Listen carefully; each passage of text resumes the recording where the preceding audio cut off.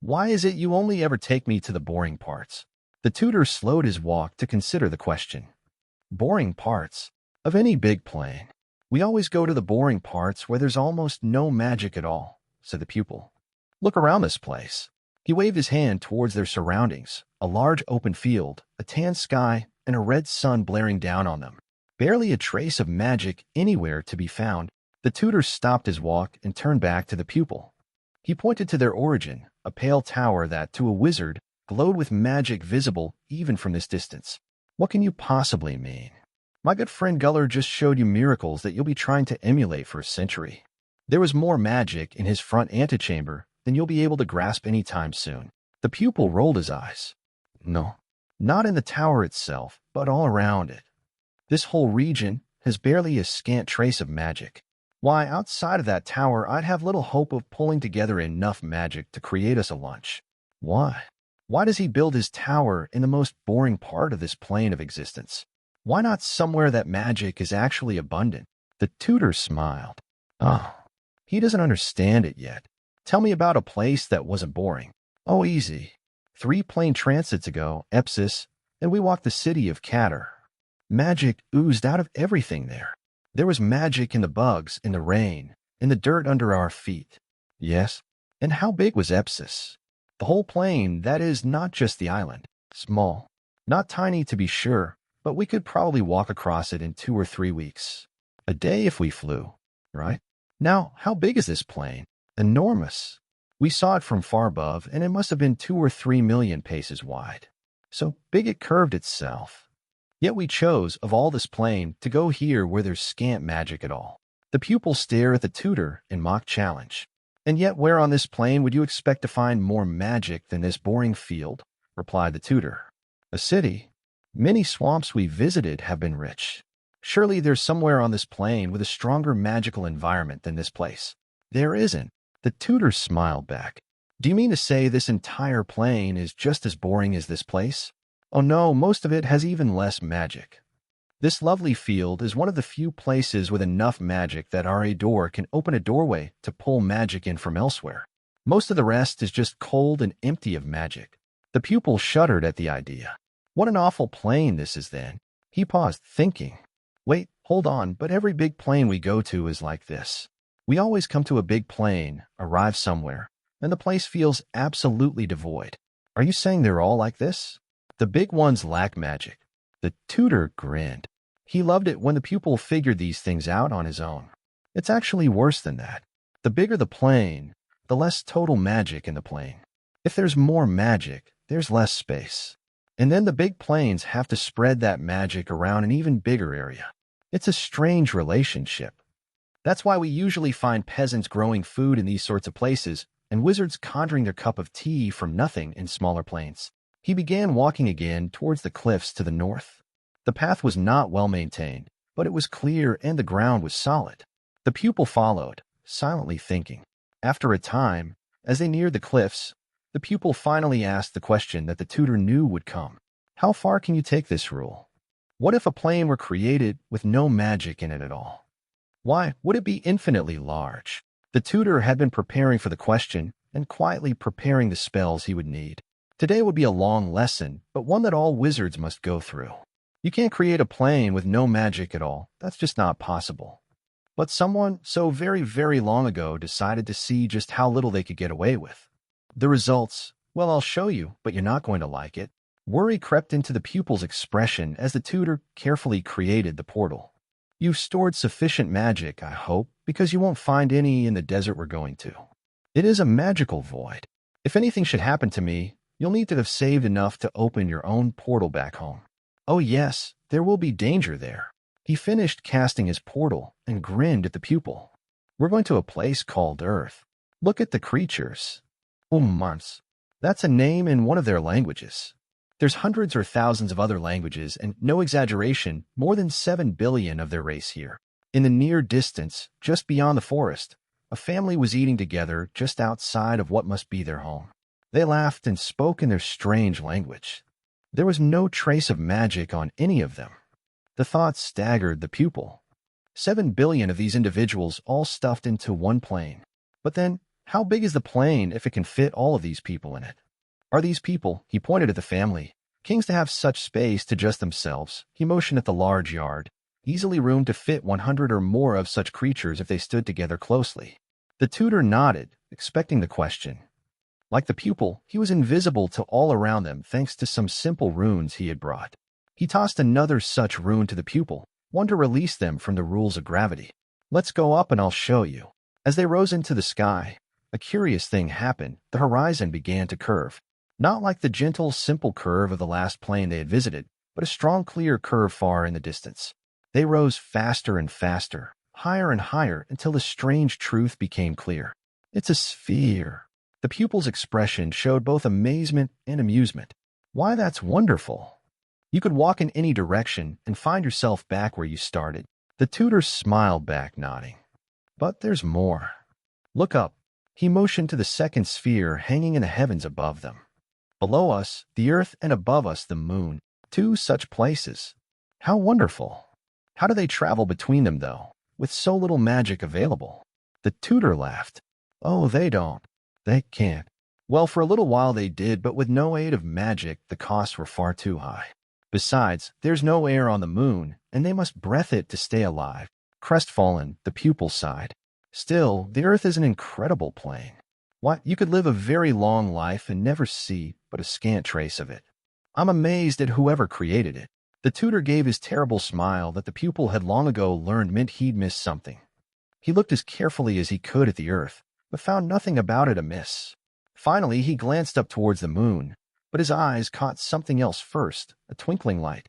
No, wait, many twinkling lights. All throughout the sky, small twinkling lights. Oh, what are those? Many things. Other planets, a word to describe the Earth and those things like it that orbit this sun. Other suns both far away and very far away. Groupings of billions or trillions of such suns called galaxies that are even further away. And there are billions of those galaxies in turn. It took the pupil a moment to process what he was being told. Many things like Earth around a sun. Many suns grouped by the trillions. Many billions of those groupings. The size became too much to hold in his head. Show me these other suns. The tutor shook his head. They're too far away. With telescopes, the humans have learned much about them, but even with all our magic, it would take quite a lot to go visit them. And once we got there, we'd have no magic left to get back home. No, friend, Earth is our only little anchor in this place, with the only scant sniff of magic we know of here. But those other planets, surely some of them could be vibrant places just like Earth. Where there's life, there's magic. We just need to find them. You have it backwards, I'm afraid. Where there's magic, there's life. Life starts from magic, and as far as any wizard that studied this plane can tell, there's only one place with life. Only one place with magic. Earth. The pupil thought for a while. Hold on, telescopes. Like for spotting things in the distance. Yes. Humans took them to an extreme. They've built telescopes to see things so far away you can't imagine the distance or size. Quite frankly, they know more about telescopes and what they see in them than we ever will. But you said they had no magic. How could they build a powerful telescope with no magic at all? I saw the telescoparies on Yellen. Skilled wizards with a key to the entire place. Ah, yes, the tutor was glad to see his dear pupil had reached the next step so quickly. And so we need to talk about humans.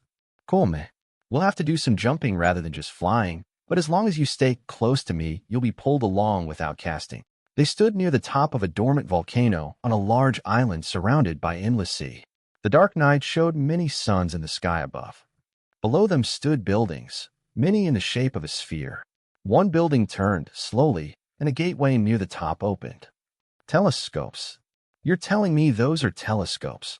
Indeed. And they use them to look at suns in the sky. On Yellen, the telescopery had only one simple rule. Do not look at the sun with a telescope. He tutor laughed. No, they don't look at the nearby sun, at least not very often. They look at the distant suns and galaxies and learn what they are made of. They study the light in fine detail and deduce the composition of the suns by what colors of light are strong and weak. But why? To learn, to understand their plane of existence better. They call it the universe, meaning all things, an inaccurate word to us, but not to them. This is all they'll ever know, but it's so vast they'll still never know it all. So they study it. The pupil was quiet for a time. He paced, thinking. How does one even conceive to build such a telescope with no magic? How can one keep such an idea, such a large idea, inside their head? And how can it move to point at the suns with no magic to power it? They have powers that aren't magic. Power that aren't magic? Nothing is more powerful than magic. You've told me that 1,000 times over. Still true. But there is no magic here. So instead, humans have electricity, like static or lightning. They found ways to bottle it up, yes, without any magic involved, and use it to do all sorts of incredible things like move that telescope. They have other ways too. Burning oils to make heat and explosions is quite popular. The tutor himself knew he was teaching at the limit of his knowledge, but maybe the pupil would teach him something in return today.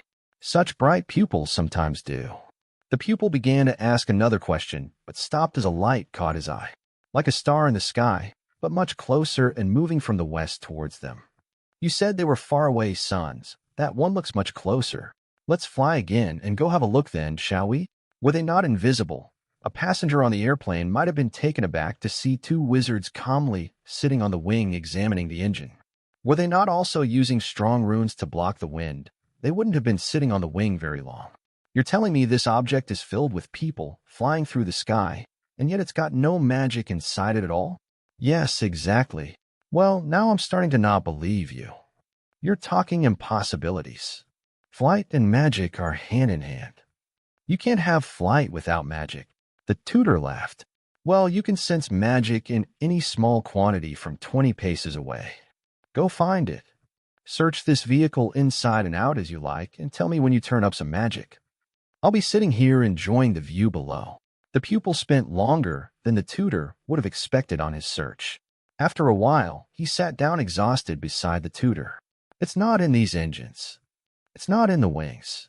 The body is just a piece of metal. The two women in the front, ostensibly in control of this horrendous thing, show no sign of wizarding abilities.